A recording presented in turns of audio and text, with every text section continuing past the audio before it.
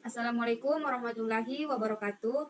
Di sini kami akan mempresentasikan tugas 2 mengenai dokumen spesifikasi kebutuhan mata kuliah rekayasa perangkat lunak. Membahas secara rinci mengenai kebutuhan dan persyaratan yang diperlukan untuk pengembangan perangkat lunak. Sebelum lanjut ke pembahasan, di sini kami akan memperkenalkan diri kami dan job desk kami. Saya Ririn Melani Asaf sebagai pemilik produk dan saya bertanggung jawab untuk menetapkan visi, mengatur backlog, merencanakan rilis, mengkoordinasi sprint, dan menganalisis kebutuhan. Saya Emar Gita Putri sebagai Scrum Master yang bertanggung jawab mengelola proyek termasuk lingkup waktu dan koordinasi sprint, menjadi titik komunikasi utama untuk stakeholder eksternal, menyelesaikan konflik dan menghilangkan hambatan. Saya Andi Husnul Hatimah sebagai developer atau pengembang yang meliputi metode agile, melakukan estimasi dan pengelolaan tugas, menjaga kualitas perangkat lunak, bekerja sama dengan tim, dan memahami dan mendefinisikan kebutuhan pengguna. Saya Busi Nurul Huda sebagai engineer bertugas untuk melakukan pengujian kolaboratif, perencanaan pengujian, otomatisasi pengujian, pengujian berkelanjutan, manajemen cacat, validasi, dan verifikasi.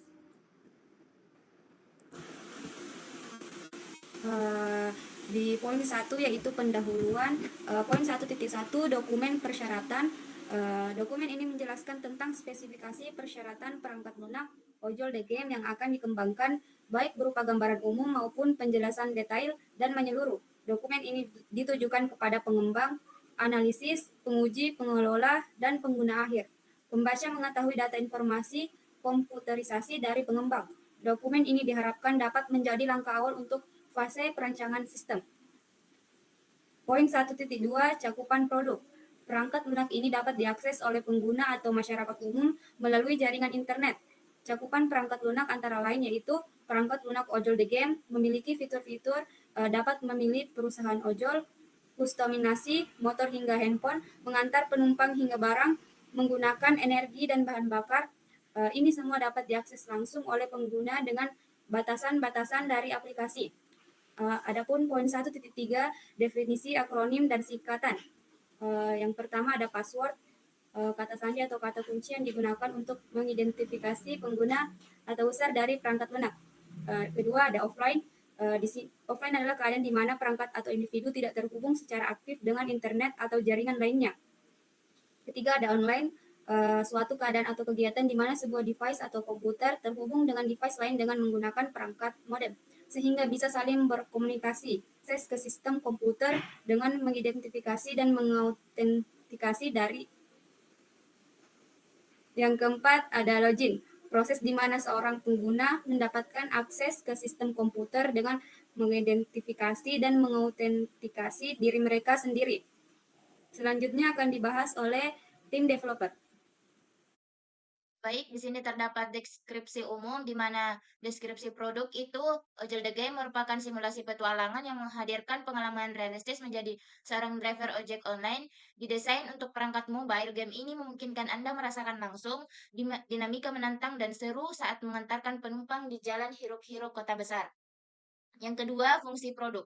Fungsi tampilan antarmuka di perangkat lunak di antara lain yang pertama, peta navigasi, di mana peta navigasi menampilkan peta virtual lengkap dengan detail jalan, gedung, dan landmark.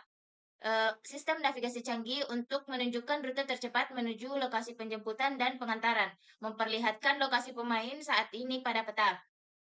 Yang kedua, informasi penugasan.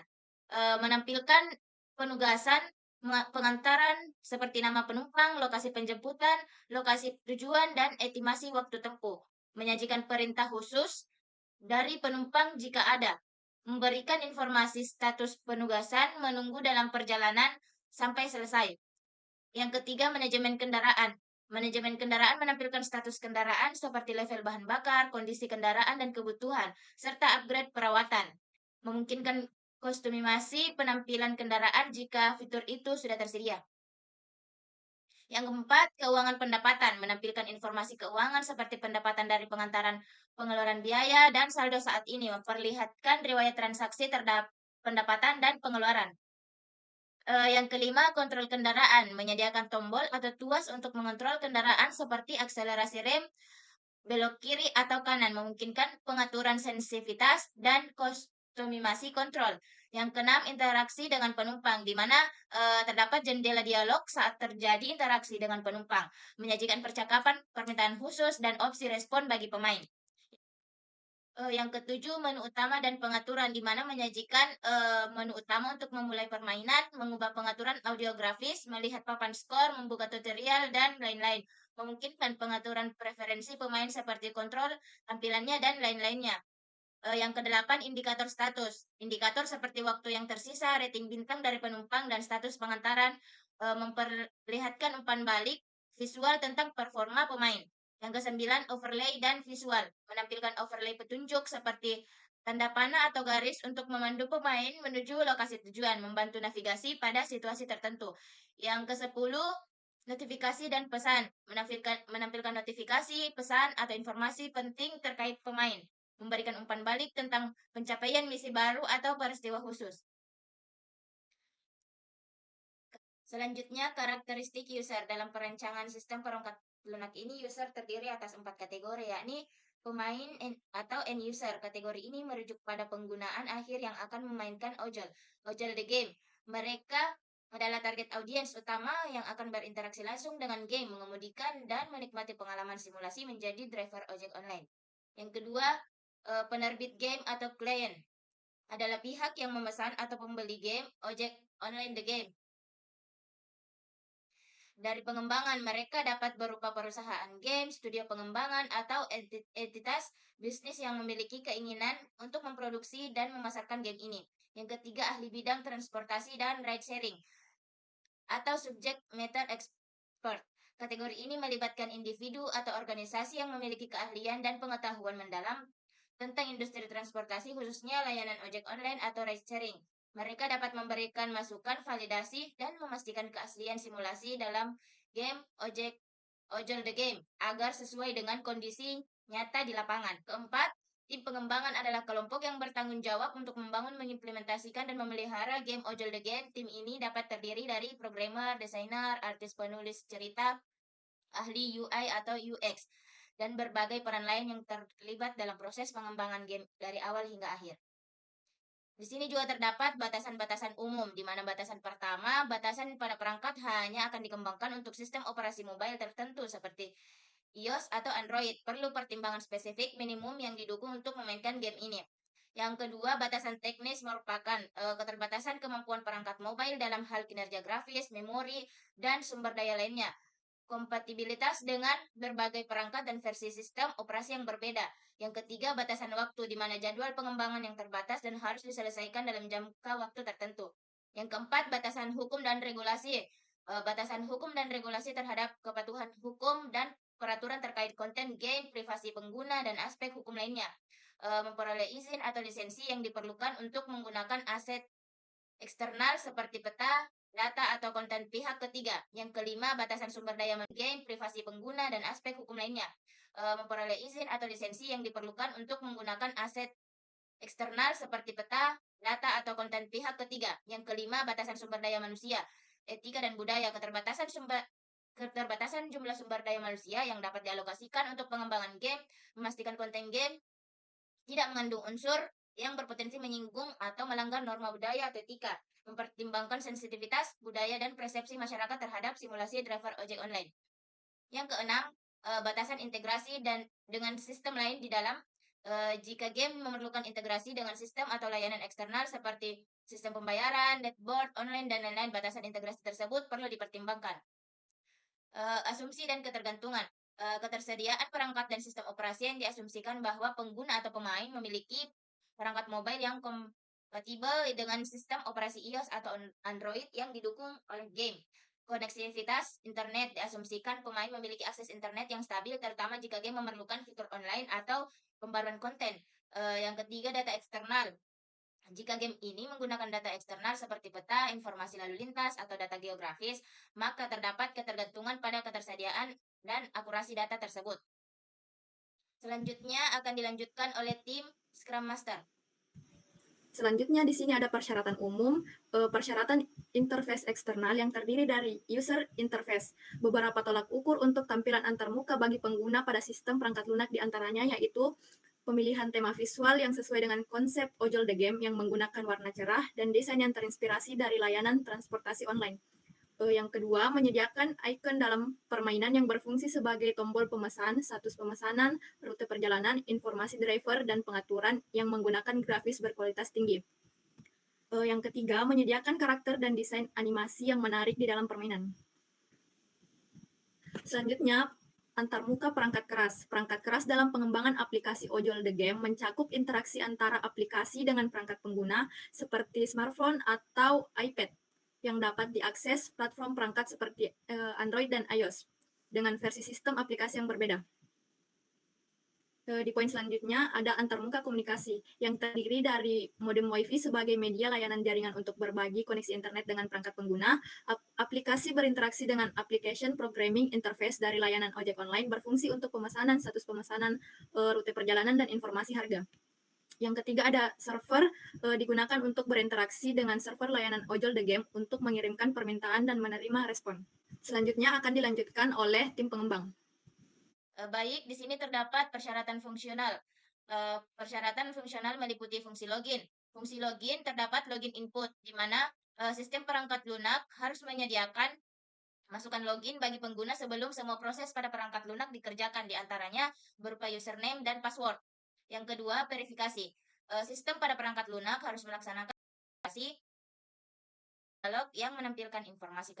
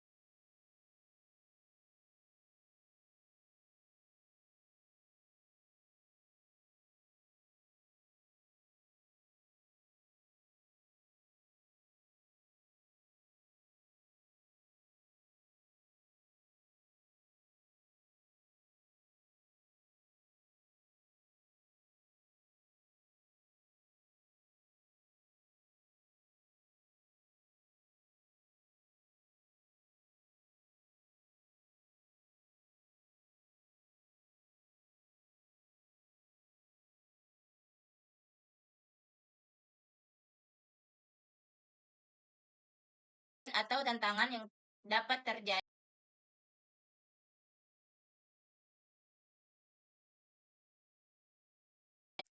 Kemudian penyimpanan proses pengantaran, audien, trial, atau analisis lebih lanjut.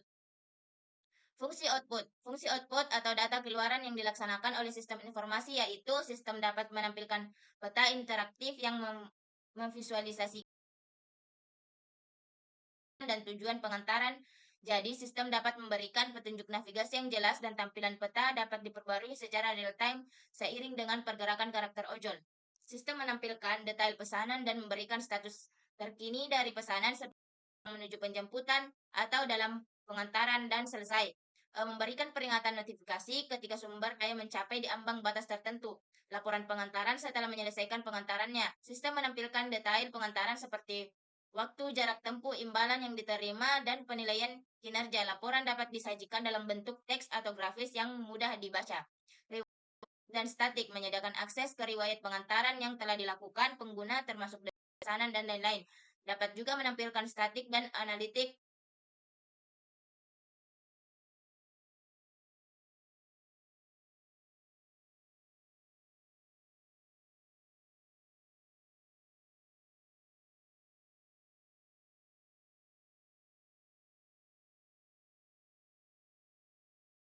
pada antar. Terdapat juga informasi keberangkatan jadwal sesuai dengan orderan yang diterima, informasi yang mencakup tampilan tanggal, waktu, lokasi penjemputan, dan detail singkat tentang pesanan. Yang kedua, pengguna juga dapat mengatur preferensi jenis pesanan yang diterima, baik itu makanan, barang, atau tertentu. Sistem juga mampu mendeteksi dan juga menawarkan solusi untuk opsi.